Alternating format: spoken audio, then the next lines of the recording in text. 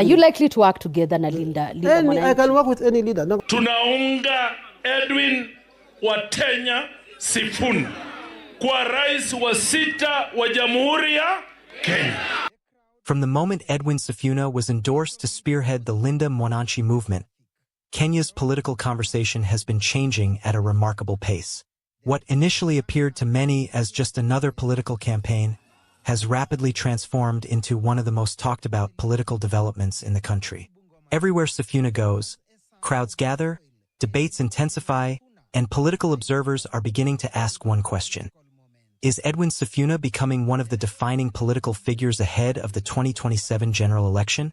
The latest indication of this growing momentum came after former Nairobi Governor Mike Sonko publicly embraced Sifuna and expressed his willingness to work with the Linda Mwananchi team. Sifuna na babu. Yes. Unadhani ni wave ambayo inaelekea mbali? Ni wave inaelekea mbali.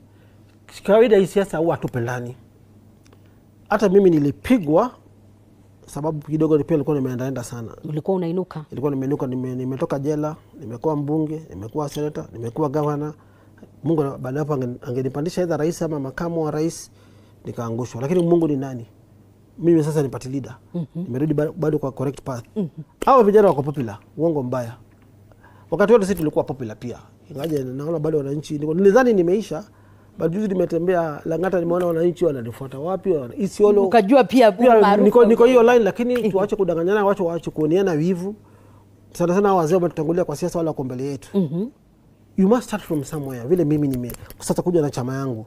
Hizi ni madhuluma ya upuzi, unadhulumiwa chama hii, niko na chama yangu. But Sifuna ako sawa, anaelekea kwa direction sawa. Unaamini hiyo wave inamtisha Rais William Ruto ilivyo kwa sasa katika masuala ya siasa? Inatisha Wakenya wengi. Na uliona ile homecoming ya Western vile ilikuwa. Na bado si ati namsifu. Ni kijana nafikiri mimi ni mkubwa kumshinda Sifuna na Babu Wino. Bado Sifuna hata leo the next rally itakuwa Thika. Utaona Thika vile itajaa. Kwa hivyo huyu si kiongozi, hata anategemea region yao nyumbani. Akaenda Ukambani atapata wafuasi. Alikuwa Nyanza alipata wafuasi. Akaenda Northeastern atapata wafuasi. Hiyo inakwambia nini? Inakwambia Wakenya wanataka change. Ama Wakenya wamechoka. But it is too early for that. Nikiwa mtu wa neutral term, it is too early ya kupredict. But popularity nimewapea tick, wako sawa. Wako na mapenzi na Wakenya. Na ni vile nafikiri wameleta uongozi yao down the grassroots kama mimi. Linda Mwananchi, Linda Mkenya. Yeah? Hiyo narrative ni nzuri. Are you likely to work together na Linda Mwananchi? I can work with any leader. Nakwambia leo tumeongea na Babu Wino. Leo nimeongea na Jalango. Juzi nimeongea na Gachagua. Sonko described Sifuna as a political wave that is shaking the country, adding his voice to a growing list of leaders who have publicly acknowledged Sifuna's expanding influence. If there is no person who appears like me and you, the younger people in this panel, I can tell you, young people will not wake up to vote. So having Sifuna there is a magical thing, because then a young person is inspired to wake up and vote and say, I see someone who understands my challenges. Okay. Yeah. Whether one agrees with Sonko's assessment or not, his endorsement is politically significant. Sonko remains a recognizable political figure with supporters in Nairobi and beyond. His decision to associate himself with Sifuna signals that some politicians are beginning to view the Nairobi Senator as an increasingly important player in opposition politics. However, endorsements alone do not determine elections. What matters is whether such endorsements translate into broader political organization, voter mobilization, and sustained national appeal. Another event that has fueled the conversation is Sifuna's recent reception in Bungoma. Next general election.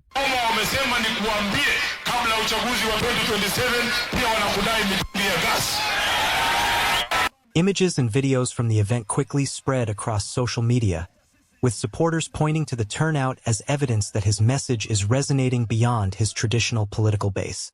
Large political gatherings often create powerful optics. They project energy, enthusiasm, and momentum.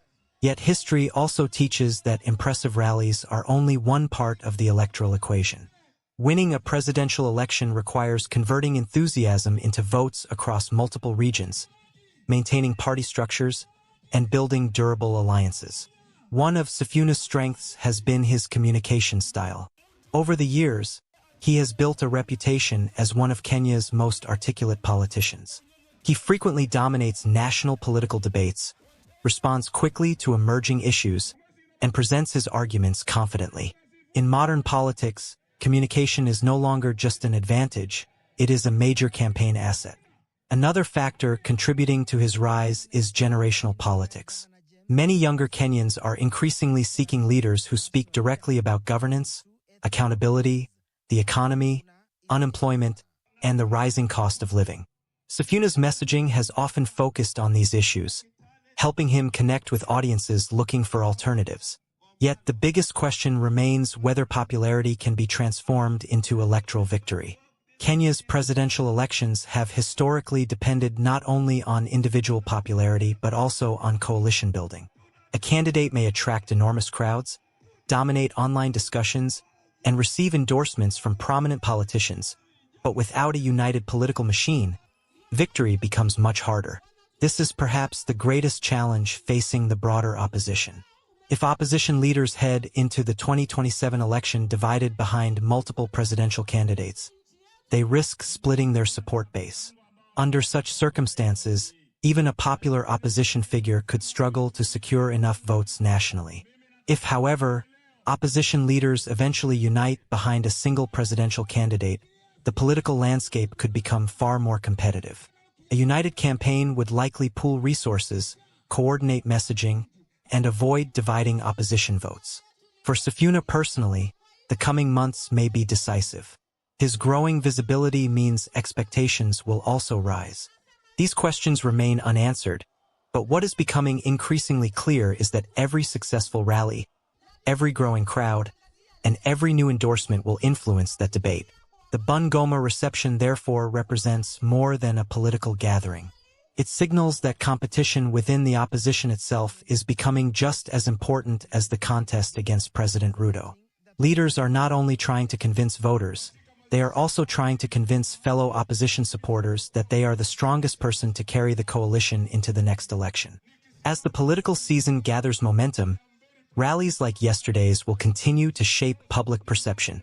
Whether that momentum translates into votes will depend on organization, coalition building, and perhaps most importantly, unity. Because in politics, popularity creates headlines, but unity often decides elections.